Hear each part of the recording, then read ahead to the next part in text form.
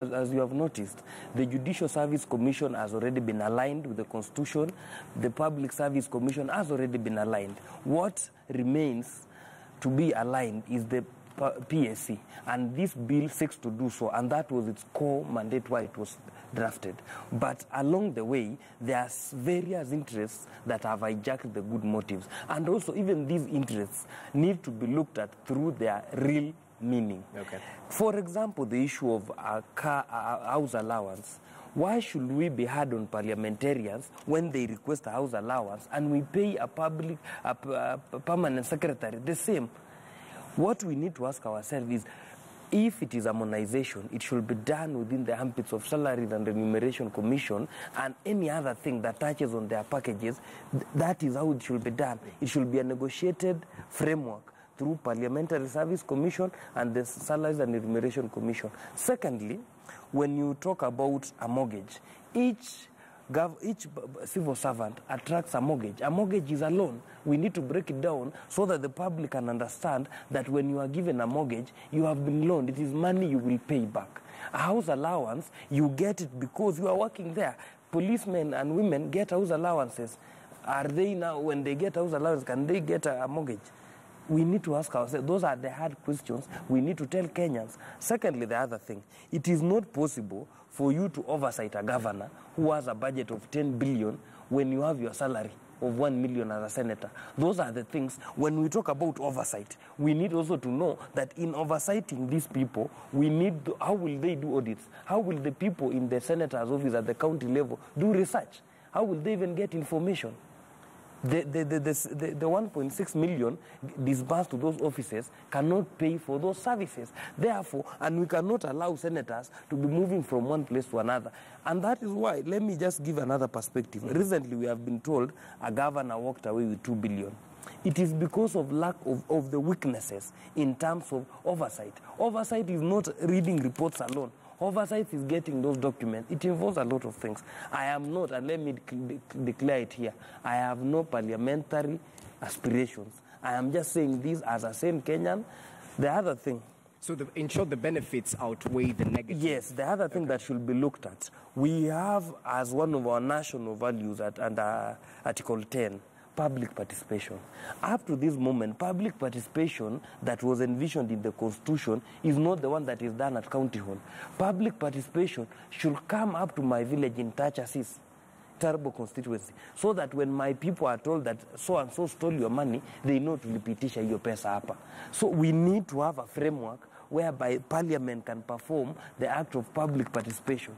We cannot allow public participation to be whereby 2-3 cartel or interest groups come and give us a view and disfranchise the other public. So those are some of the things that when people who are attacking the bill are just attacking it on terms of the issues of perks of parliamentarians. Those ones should be sorted out by SRC. In terms of what allowance a parliamentarian should earn per sitting, it was capped at 5,000.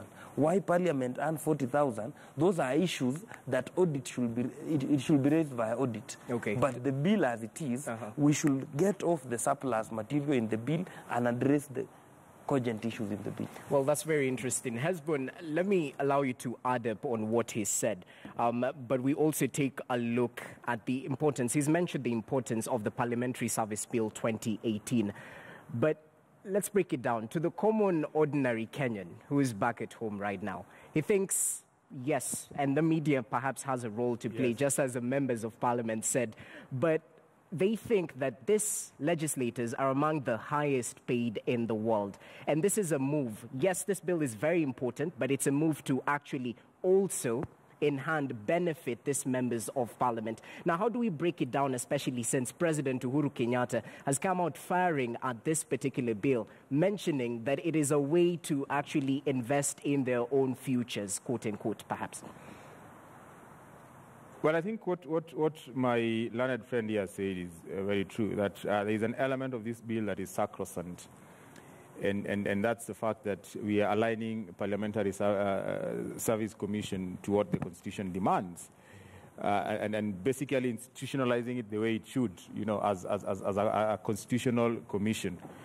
But you also see some elements of the Constitution that, if implemented in the spirit that we are thinking of as Kenyans who probably wish that Parliament was a lot more powerful in terms of its oversight and legislative mandate, you realize that paying MPs well is going to be a good thing in the long run for the common mwananchi, in the sense that they will now have enough clout and they will be fairly, comfortable enough to be compromised by any other person who would be afraid of their oversight and legislative role.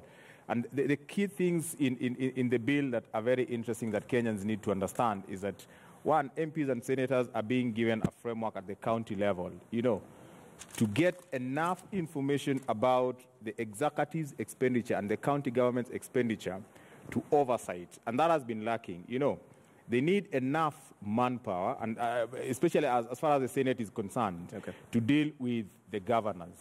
And when they're doing that, they're not doing that for themselves. I think they're doing that in the interest of the common mwananchi who is paying taxes. And I think that is sacrosanct.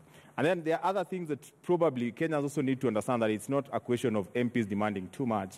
Like when they want services in Parliament, it's to ensure that they deliver services, especially if they're paying for those services, like quality food. I think whether it is 5, 7, or 10 star, they're paying for it. But then we also need to be critical of the key things that they're sneaking in that don't really make sense. Like you cannot be given a car grant and then you are given an official car that is fueled for you, and then you are given an allowance. I mean, that just doesn't make sense. Then you're given a mortgage, which you are paying for, and as he has explained, there's no problem. All of us have those facilities if we want. But the issue of being given a rent-free house for the 5-year term, again, defeats essence. I mean, who does that? You work here.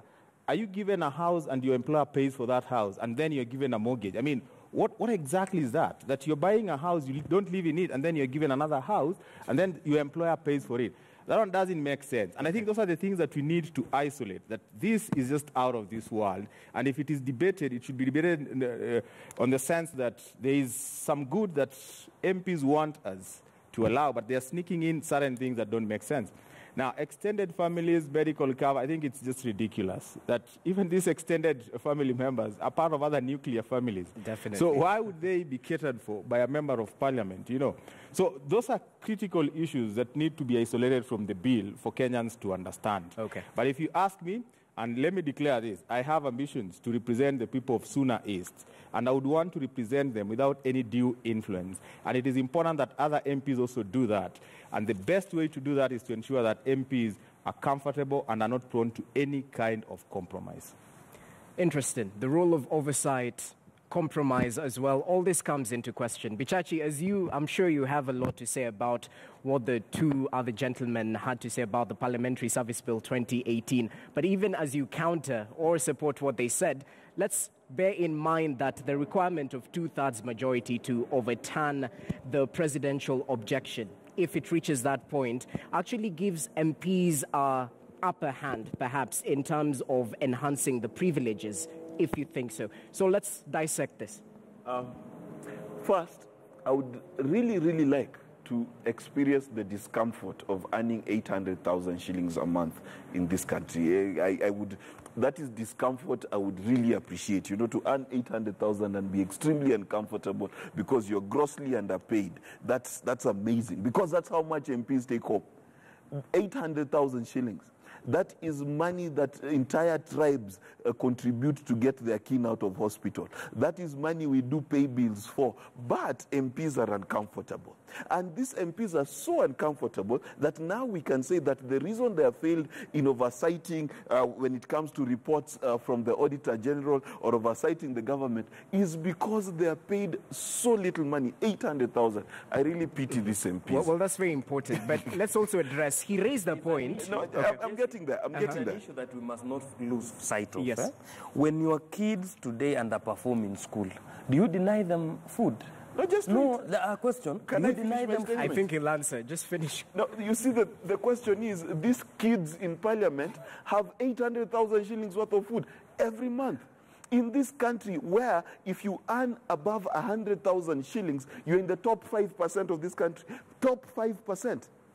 The entire families, mother, father, and 3 children who live on 30,000 shillings, and you're complaining and saying 800,000 shillings is not enough. But they argue that other public servants as well get some of this. No, but the point is we are in austerity. So you cannot say you have austerity measures and you're adding your own salaries. That does not make sense. We are not in austerity when we are let me continue. Let me continue with my statement. Let him finish. You know, you guys got a chance to say and to praise them. Can I just say what I'm saying in peace? Okay. Second issue. Let's apply a bit of common sense. If I give you a plate of fries and add a drop of poison, will you eat those fries? So you can tell me about PSC and recognizing Senate and all that nonsense, but that 1% poison is enough to kill us. You don't need to have cancer of everything, cancer of toes to the head for you to die. You just need cancer in one particular place and you die. And right now, as we sit in this country, parliament is a cancer. Because what they're asking us to do is pay more money, and yet with the little they have, they're doing nothing. The reason why we are not afraid that they will raise the 2/3 is because there's no other debate they participate in fully other than the debate of their own salaries and their own perks, which is contrary to the Constitution. So the truth of the matter is they are going to increase their own salaries. You're asking whether I would ever increase my own salary if I was a parliamentarian. Let me tell you, if I was voted for a parliamentarian or even president or senator or whatever, the first thing I would do is donate my entire salary to charity, because that's how you become a leader. This nonsense of becoming a leader and it becomes a factor of production needs to stop. You need to be able to serve whether things are good or bad at your job. This thing, the kind of people like Hezbollah who want to serve only when the salary is good, Kenyans be warned. These are the guys who will finish your country. Now, before we allow this. Yeah, let me just respond to this. You see, it is even wrong to imagine that you're supporting errant behavior by MPs to just pay themselves. Now, the key question is, every other person is paid commensurate to what they're doing. The society that we live in today, we've just talked about corruption, and we've talked about 1 trillion, which is a third of our budget, being wasted in corruption. And we expect these MPs to handle that.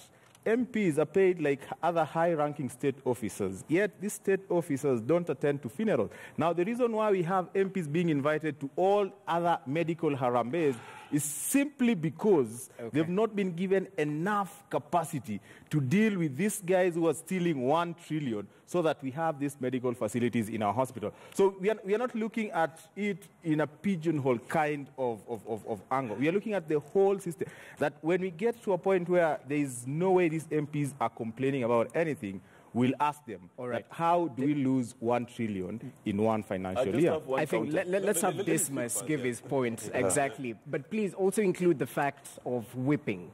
You know, we see President Uhuru Kenyatta against this particular bill. We've also seen Raila Odinga actually discredit the tenets of this particular bill in terms of MPs satisfying their own greed. Well, Rogers, you cannot compare apples and pies. Number one, a celebrated 5-star general, Colin Powell, indicated if you send the best trained soldier into war and you don't give him weapons, he'll achieve nothing. And in my view, every rational and sane Kenyan must support this bill for it to become law, because we must immunize the legislature from vagaries and mischief from the judiciary and from the executive. Long time ago, before you were born, the National Assembly was a department of the office of the president. So President Moi would give them salaries at his pleasure. They would get as low as 4,000 so that he was able to manipulate them. This time round, we must insulate them. We must give them what they are looking for. And it's really a tragedy that majority of the people who are having negative reaction to this bill have actually not consumed that bill. They've not socialized it to understand what the bill is all about. When most of the time, the salary that an MP is taking home is 520,000. Now, if an MP decides to take a mortgage, that is his deal. But they also want to be given an house allowance. I mean, if I go to the National Assembly today, I've got a mortgage, I must not take it. So am I going to stay on top of a tree? Give me house allowance. If I'm a member of the National Assembly today, you'll give me a car grant that I must pay in a duration of 5 years. What if I don't want to take that facility? Why can't you give me a car? So we need to streamline those two aspects. Give them the benefits that they so require, But on top of that, give them very strict performance indicators. What do we expect of them when we give them this salary?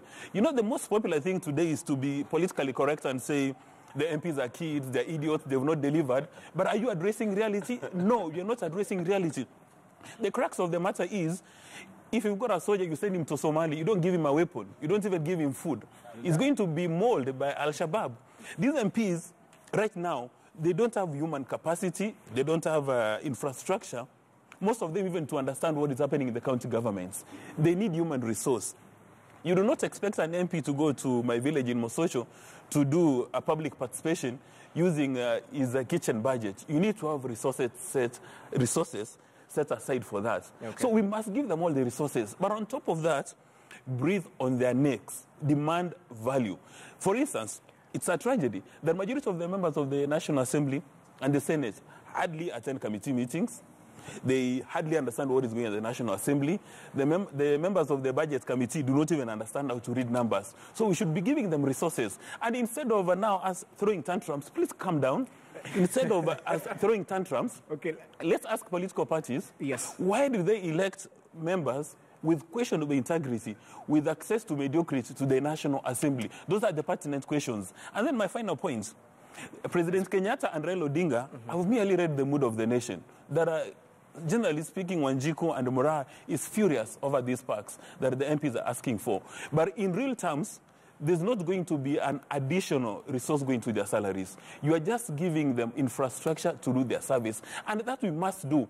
We cannot allow the executive to be so powerful that the members of the National Assembly and Senate, every Thursday evening, they are queuing at the offices of the deputy president or the president looking for handouts because they cannot go to the village. Right. And you see, that's the sad situation obtaining today. Okay. You have these MPs jumping all over because they don't have resources. And my final point, for instance, understand the health cover is 10 million. As an MP, you have a choice. If you've got 20 wives, you can elect it's going to cover only one wife. So 10 million in the unlikely event of a situation. Or 20 wives, everybody gets $500,000. So if you have got 20 wives, it doesn't mean that the cover is going to jump to 100 million. The upper limit has been capped. And I think it's important for us, in as much as we look at some of our MPs and senators as our inferiors, as an embodiment of impunity, mediocrity, and corruption, but we must respect them because they're the people's choices. Let's give them performance indicators. If they don't perform, recall them. Performance indicators, very interesting. Let me say something. Shortly, then we'll come back to let me say something. Okay. You know, at times math might fail us as a people, but logic cannot and should not. Look at it this way. Our budget as a country is 3.2 trillion or something. Parliament consumes currently 31 billion. The thing is this, we need to align some things. Employment Act talks about a suitable house allowance. Every person is entitled to a suitable house allowance. Okay. Don't bring in the issues of mortgage and those other things.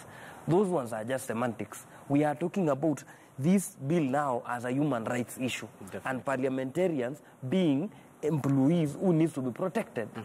What we need to look at is this way.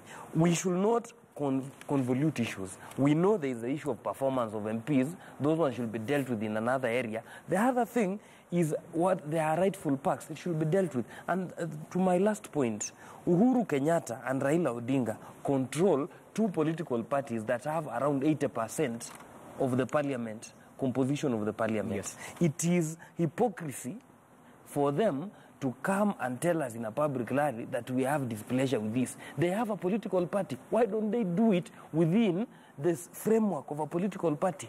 Anything outside that is just crying with Wanjiku, but this thing will sail through. Okay. And the last thing, shortly, there will be a supplementary budget very soon. Yeah.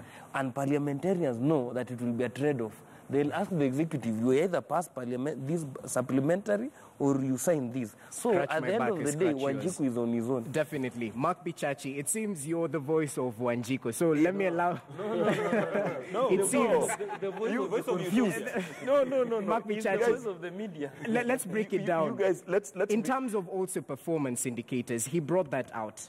In case this passes through, who will actually shadow and look at Parliament? That was exactly my question. Because this must is saying that they don't go to committees. Constitutional architecture, Oh my not goodness. salaries. Okay, should I step away from the As show? we So you conclude, guys kindly, listen. Bichachi. Number one, we cannot be on one side of our mouth saying that they're underperforming, they don't understand figures, they're not working, and then we are saying that how to solve this is to pay them more money and to give them more parts. This is my argument. I have familiarized myself with the arguments. Let me tell you the truth.